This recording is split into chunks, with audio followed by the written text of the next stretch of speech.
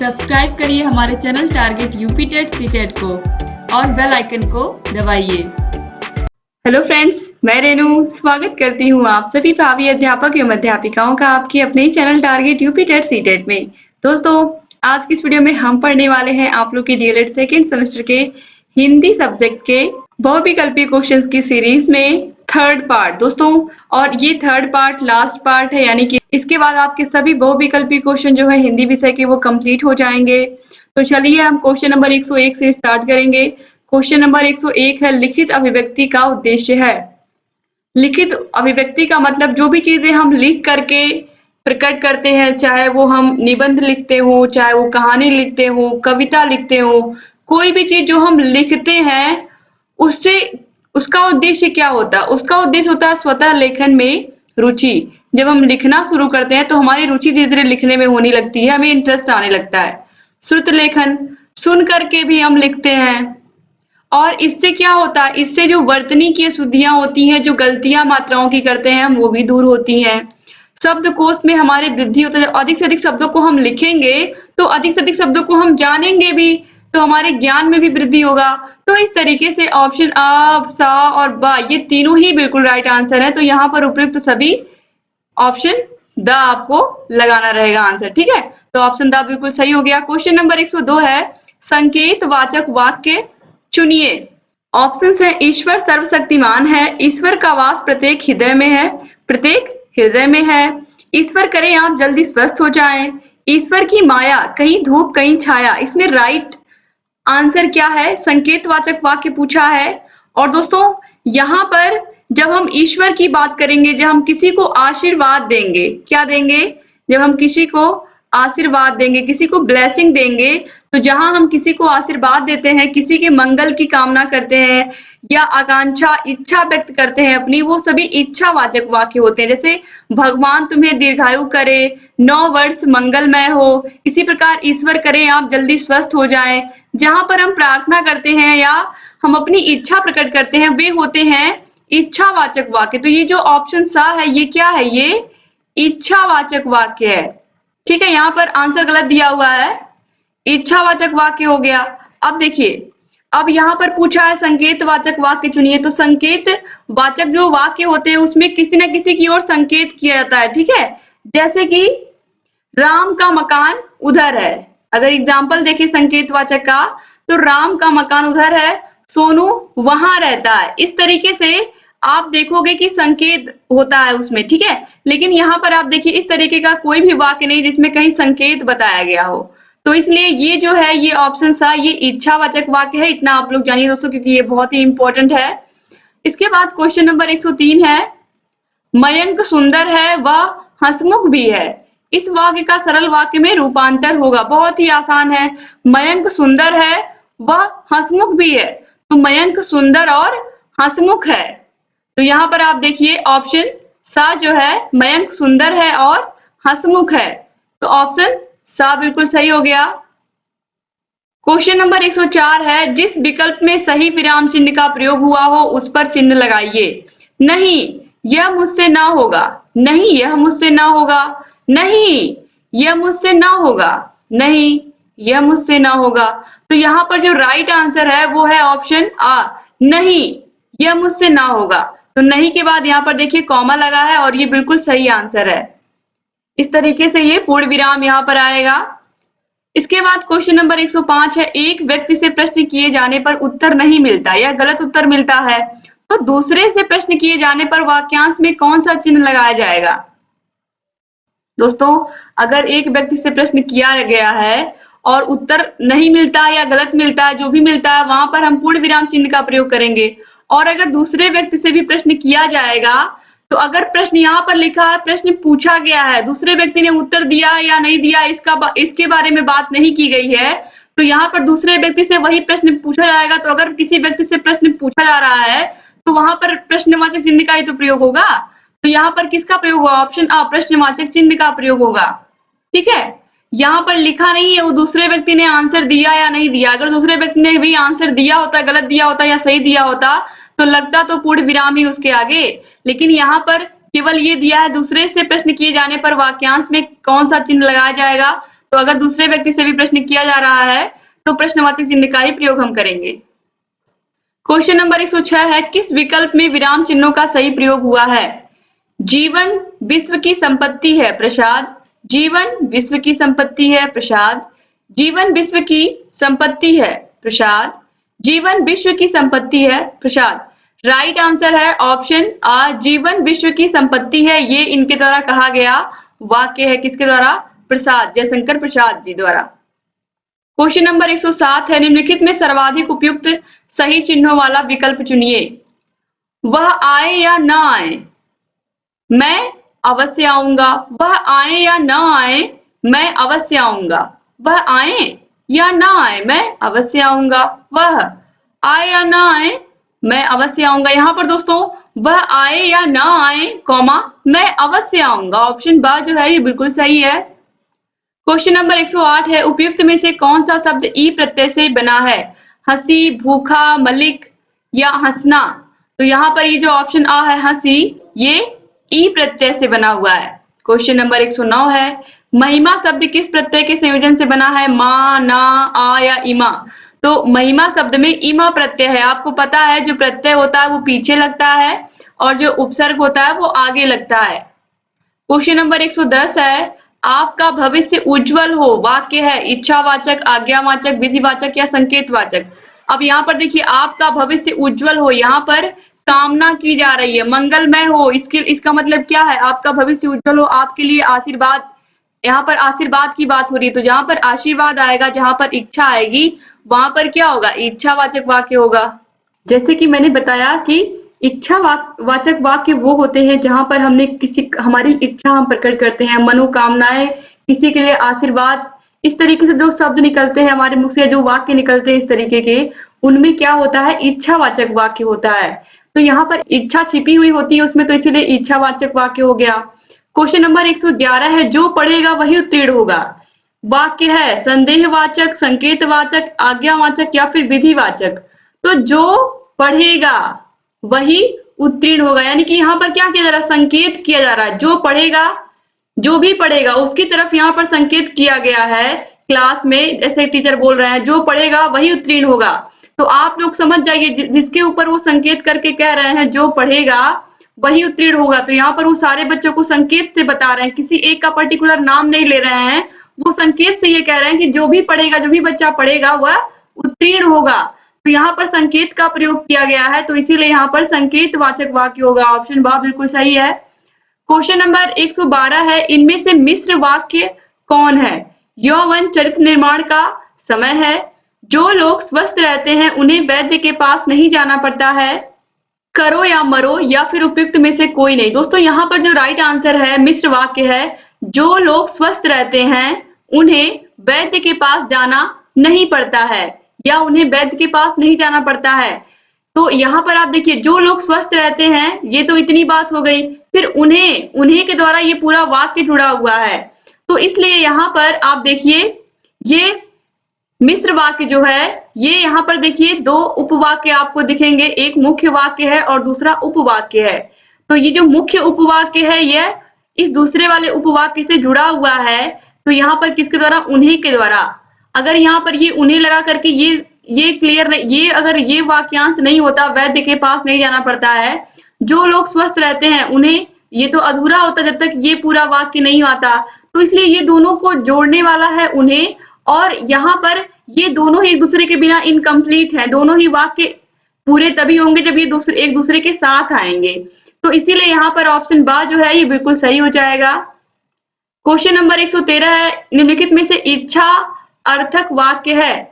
सौरभ को बुलाओ तुम्हारा मन मंगल हो, तुमने सुना होगा, या फिर आज विद्यालय में अवकाश है।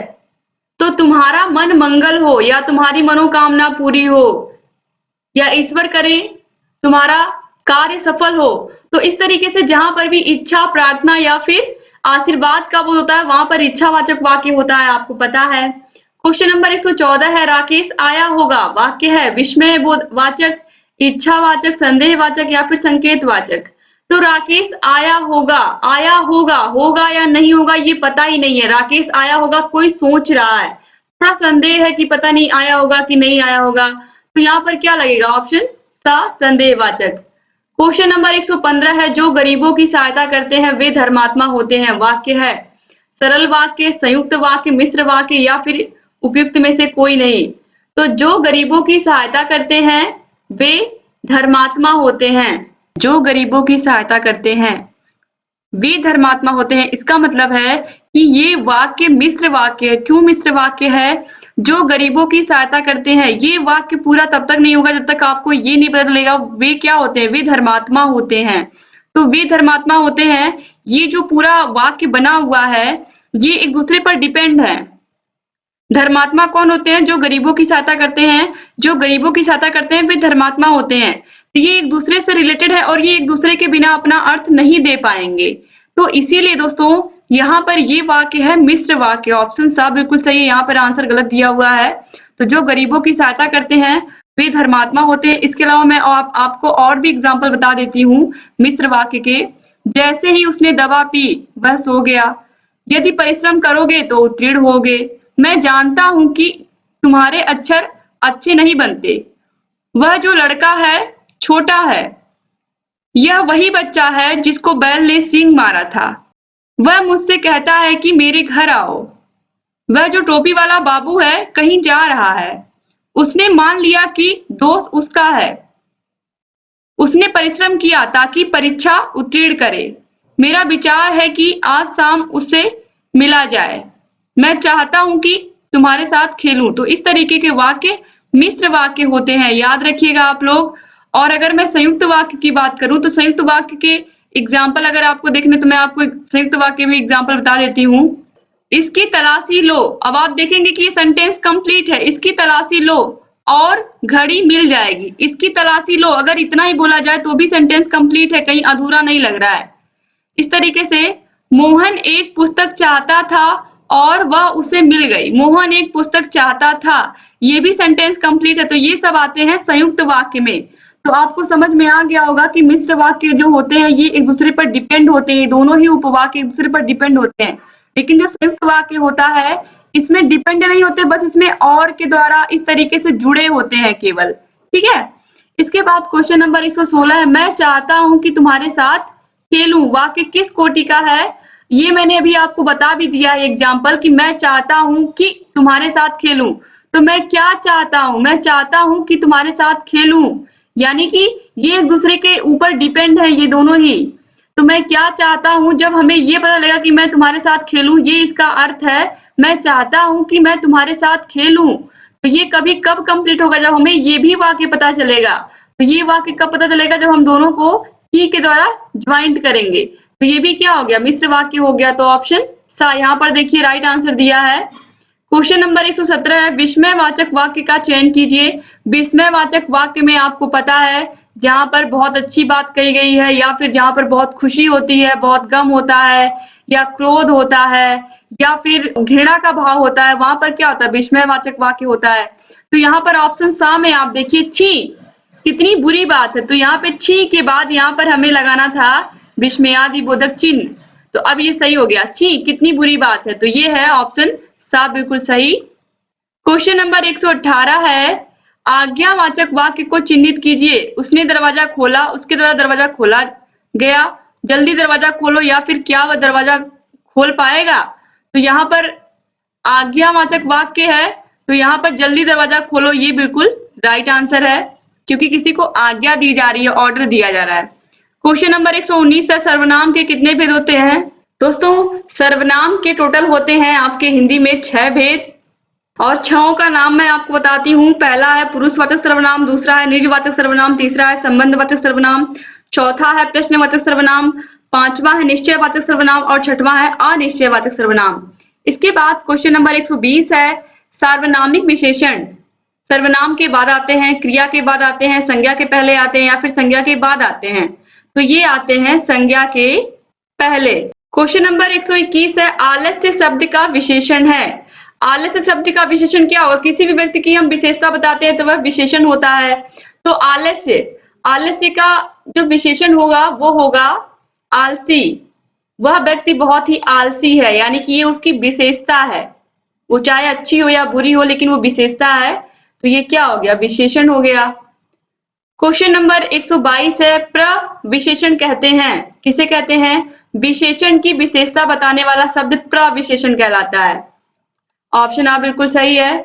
क्वेश्चन नंबर 123 है, विशेषण की दृष्टि से अशुद्ध वाक्य का चयन कीजिए। आप बुद्धिमान व्यक्ति हैं, शीला गुणवान नायिका है, गुड़िया तेज चलती है, या फिर हीरा चतुर बालक है। दोस्तों, विशेषण की दृष्टि से अशुद्ध वाक्य का चयन करना है तो शीला गुणवान नायिका है। यहाँ पर गुणवान की जगह आप श्रेष्ठ लिख सकते थे, लेकिन ये गुणवान यहाँ पर, या गुणी लिख सकते थे, लेकिन यहाँ पर गुणवान शब्द इसके अकॉर्डिंग सही नहीं बैठ रहा है, यानी कि जो क्वेश्चन है, तो इसीलिए ऑप्शन बा जो है ये अशुद्ध है, बाकी सब शुद्ध हैं, और यहाँ पर पूर्ण विराम भी लगेगा, ये भी आप याद रखिएगा। बाकी और सब में सही तरीके से विशेषण का प्रयोग हुआ है।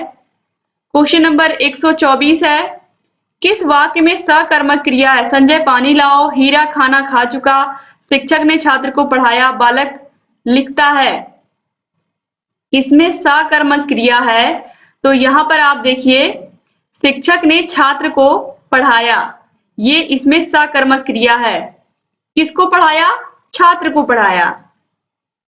इसके बाद क्वेश्चन नंबर 125 है, सकर्मक क्रिया शब्द कौन सा है, जागना, सोना, हंसना या फिर लिखना।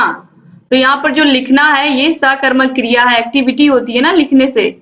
क्वेश्चन नंबर 126 है, किस वाक्य में कर्तृवाच्य का प्रयोग हुआ है, ममता पुस्तक पढ़ती है, रमेश स्कूल जाओ, शायद वह काम राम का भाई है, या फिर बैठा नहीं जाता।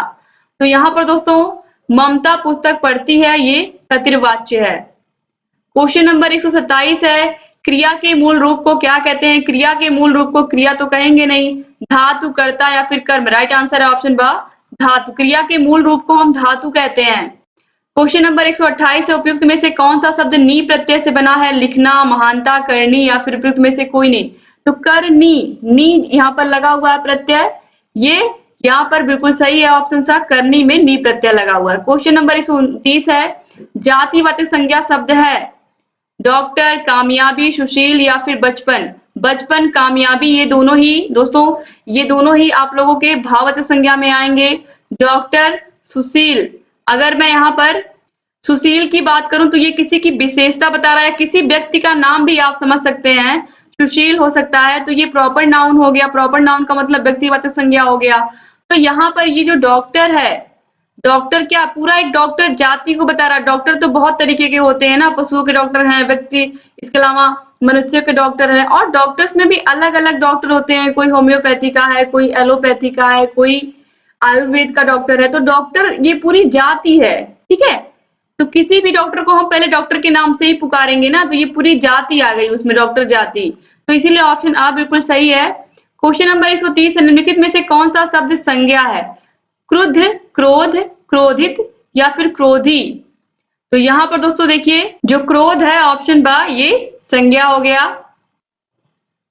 क्वेश्चन नंबर 131 है, कौन सा शब्द हमेशा बहुवचन में प्रयुक्त होता है, शिशु, भक्ति, प्राण या फिर ग्रंथ। तो प्राण जो है, ये शब्द जो है, इसको आप याद रखिएगा, इंपॉर्टेंट है, ये हमेशा बहुवचन में ही प्रयोग होता है, ठीक है। इसके बाद अब देखिए, क्वेश्चन नंबर 132 से लेकर के 145 तक सभी प्रश्नों में 4-4 वाक्य दिए गए हैं। इनमें से एक वाक्य ही सही है, आपको सही वाक्य चुनना है, वही आपका राइट आंसर होगा।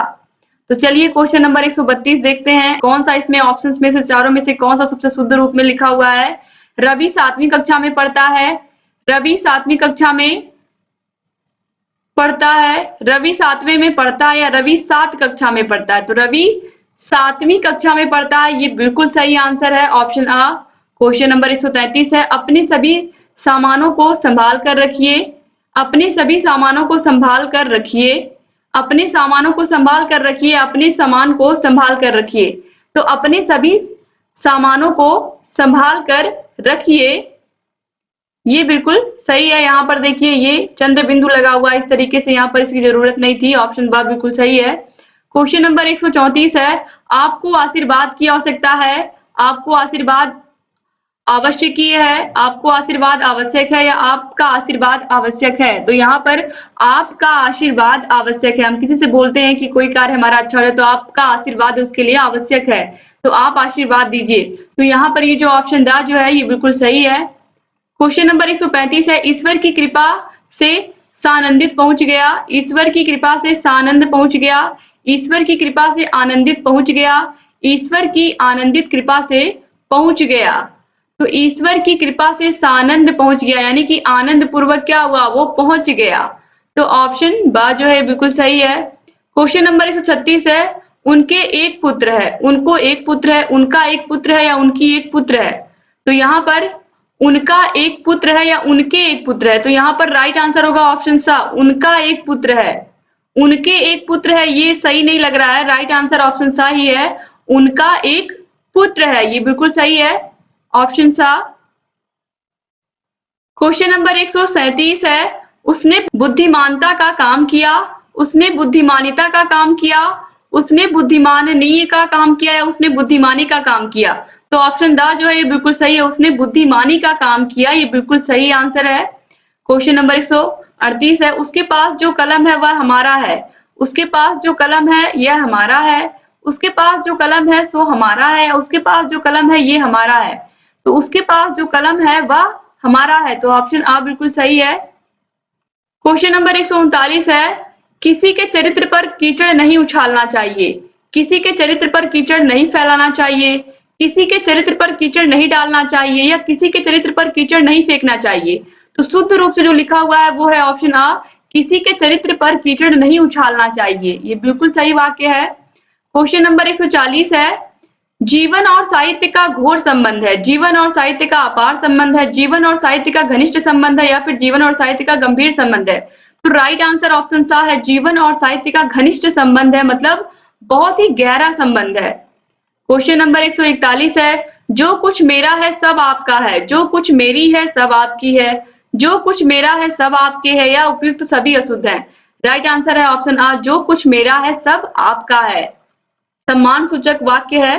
क्वेश्चन नंबर 142 है, प्रकृति की सुंदरताओं ने मेरा मन मोह लिया। प्रकृति की सुंदरताओं ने मेरा मन मोहित हुआ।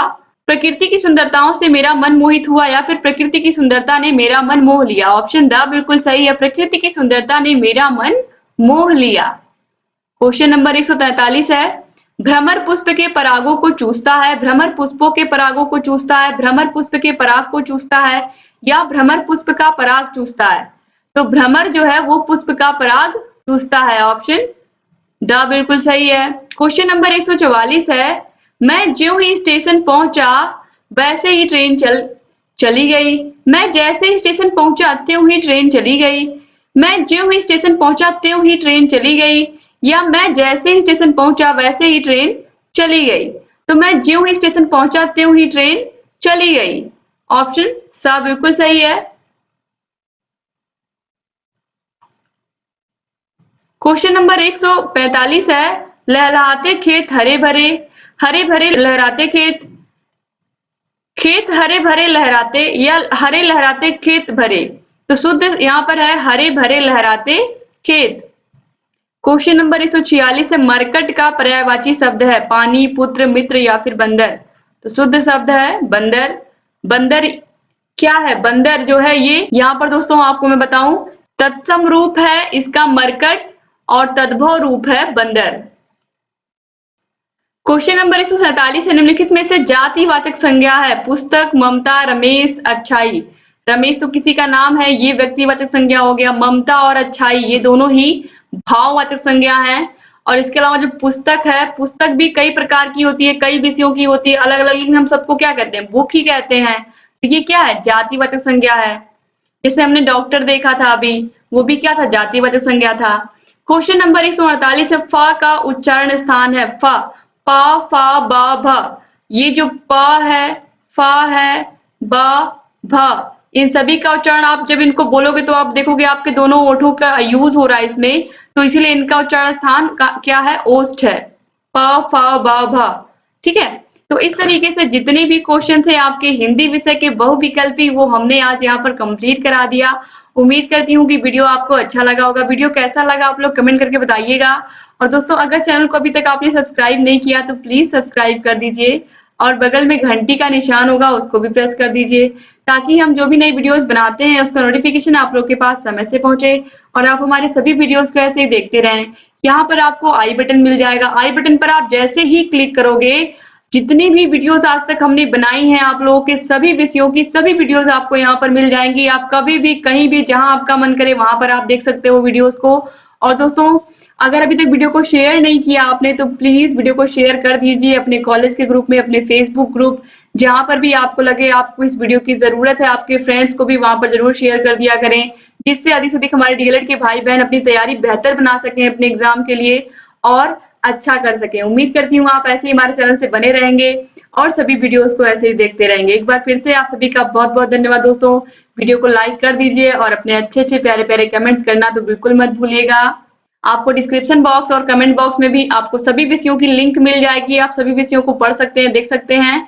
इसके अलावा दोस्तों आप टेलीग्राम चैनल पर हमारे जाइए। टेलीग्राम पर आपको जितने भी वीडियोस हम बना रहे हैं आप सभी को सभी की बिल्कुल फ्री पीडीएफ मिलेगी। आप वहां से पीडीएफ को ले लीजिए और आराम से अपना उसको अच्छे से पढ़ सकते हैं। तो एक बार फिर से आप लोगों का बहुत बहुत धन्यवाद। मिलते हैं नेक्स्ट वीडियो में, तब तक अपना ख्याल रखिएगा, अपने परिवार का ख्याल रखिएगा और ऐसे ही हमारे चैनल से बने रहिएगा। जय हिंद दोस्तों।